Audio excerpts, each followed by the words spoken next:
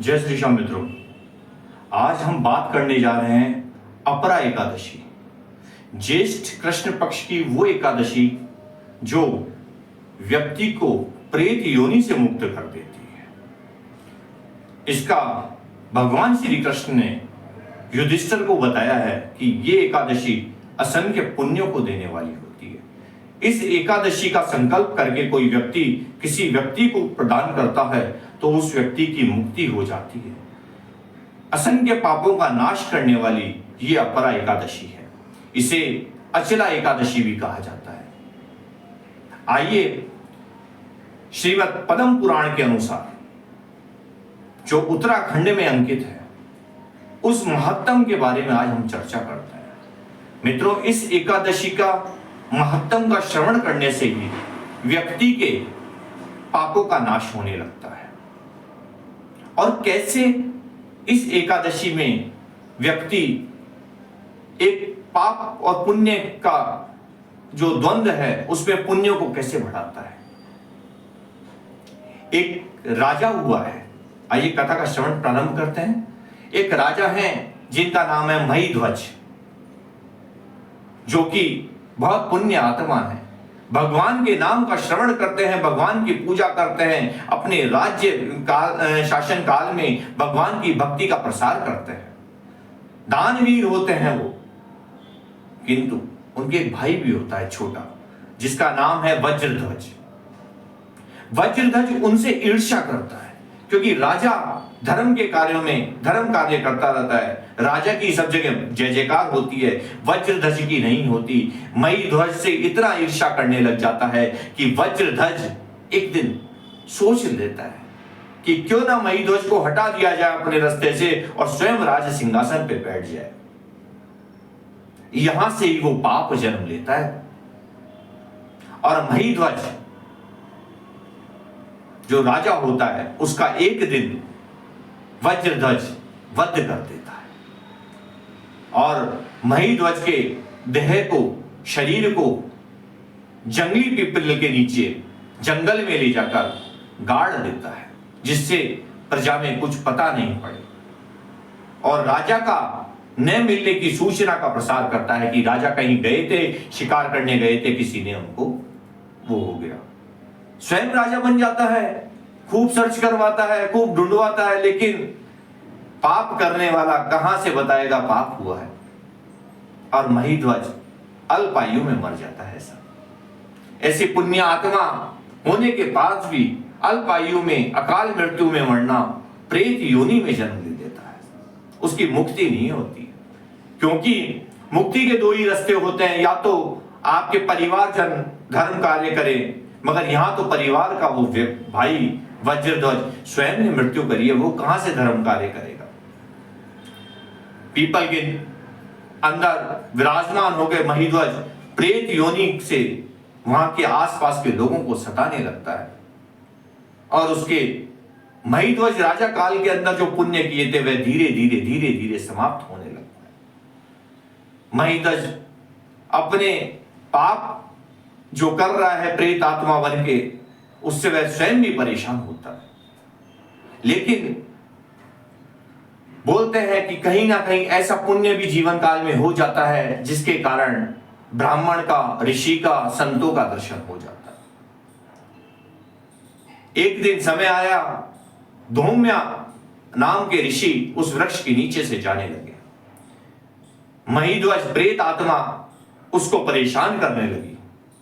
धौम्या ऋषि तो स्वयं भगवान के अनन्य सेवक थे साहब, उनको तो पता लग गया कि ये प्रेत आत्मा का खेल है, मुझे परेशान कर रहा है। उन्होंने अपनी दिव्य दृष्टि से देखा तो वो महीध्वज था। उसके जन्म जन्मांतर के सब चीजें देख ली उन्होंने बोला, महीध्वज आपका ये दशा? बोले, प्रभु मैं क्या करूं, अकाल मृत्यु के कारण मैं प्रेत बन गया और अब मेरी मुक्ति नहीं हो पा रही, क्योंकि जितने मेरे पुण्य थे वो सारे खत्म हो गए। जब संत को समर्पित हो जाओगे बंधुओं तो ठाकुर दर्शन हो जाए। उन्होंने अपने आप को बोला, मैं प्रेत हूं, लेकिन धौम्य ऋषि महाराज आपके वंदन करता हूं चरणों में, मुझे मुक्त करवाइए, मैं परेशान हो गया इस योनि से। बड़े दुखी स्वभाव में बोले।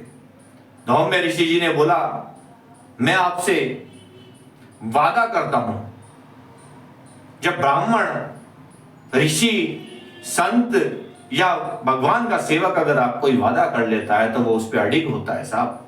क्यों अडिग होता है? क्योंकि उसको अपने भगवान पे विश्वास होता है कि वो कार्य वो खुद नहीं, भगवान करेंगे ही करेंगे, क्योंकि वह भगवान से कनेक्ट होते हैं, जुड़े हुए होते हैं।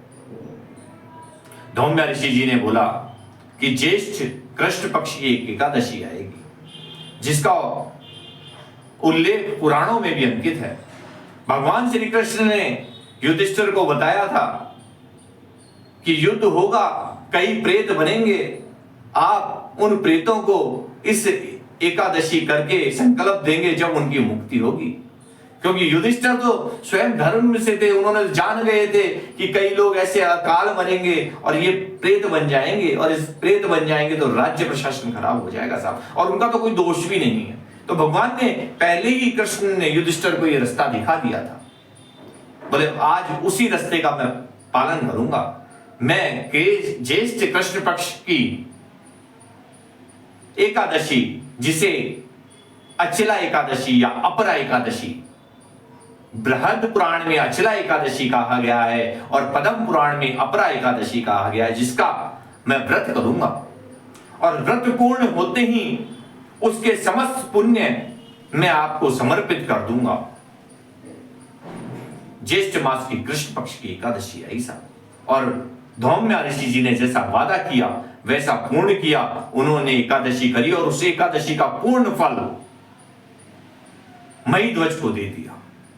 जैसे ही महीध्वज को वो पुण्य प्राप्त हुआ, भगवान नारायण के वहां से साहब पालकी आ गई उनको लेने के लिए। सह शरीर वो उस पालकी में विराजमान हुए और जाते वक्त उन्होंने कहा कि ऋषि, मैं आपके चरणों में वंदन करता हूं, आपने आपके माध्यम से मेरी आज ये मुक्ति हुई है, और मैं आज इस प्रेत योनि से मोक्ष योनि की तरफ जा रहा हूं।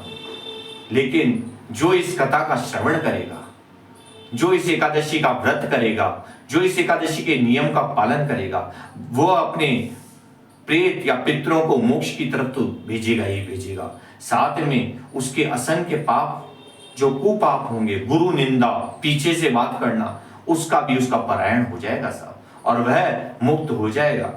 और ऋषि से आज्ञा मांगते हुए, धौम्य ऋषि से आज्ञा मांगते हुए, नारायण का जाप करते हुए, अपरा एकादशी का व्रत का धारण करते हुए वह मोक्ष की तरफ जाने लगे। तो ऐसे महीध्वज राजा को धौम्य ऋषि जी के द्वारा मोक्ष की प्राप्ति हुई। भगवान श्री कृष्ण ने जो युधिष्ठिर जी को वचन बताया था, उसका माध्यम अपनाया, जो आज हमने आपको बताया। इस एकादशी का व्रत करना, और व्रत किसी कारण से आप नहीं कर रहे हैं तो इसके महात्म का सुनना भी आपको आपके पापों को काटने वाला होगा। जय श्री श्याम।